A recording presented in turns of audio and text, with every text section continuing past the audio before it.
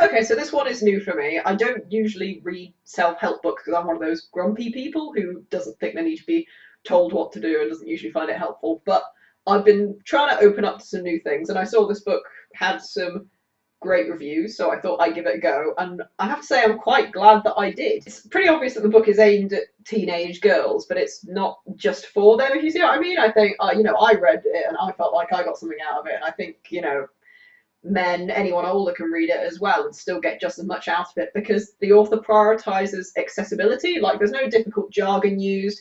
Anything she does use, she thoroughly explains and has sections on before she starts using it in her language. And everything she tries to explain, she uses not just, she doesn't just talk about it, she uses metaphors and things like this. I'm a pretty visual person and I appreciated that.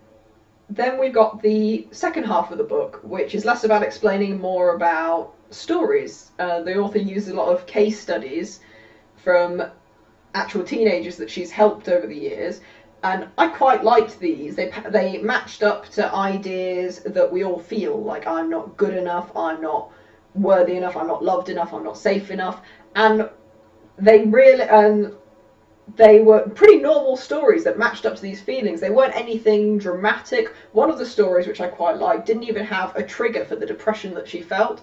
It was just something that came over her that she just couldn't get rid of, that swallowed her after a while.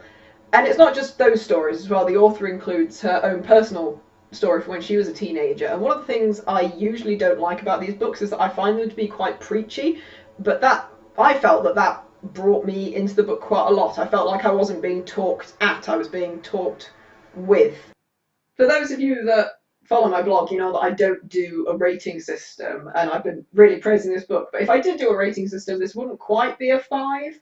And that's for a few reasons. I felt that one of the reasons I buy a book like this would be for exercises that I could maybe do to help myself feel better about the things that were worrying me. And I thought it was quite light on the exercises. There were a few peppered throughout, and I did kind of understand how I was feeling and how I was thinking a bit better, and that was explained well. But once I got to the point of understanding, I was like, okay, if I was a teenager reading this book, I'd be thinking, what do I do now?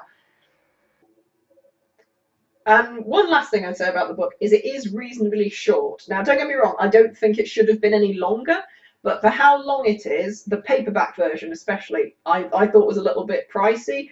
I got the Kindle version, which I thought was much more reasonably priced, and I'd happily pay for it again.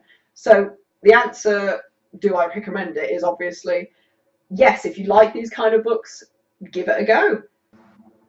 Thanks for watching, guys. Remember to like, comment, and subscribe, and you can follow me by clicking on the video links.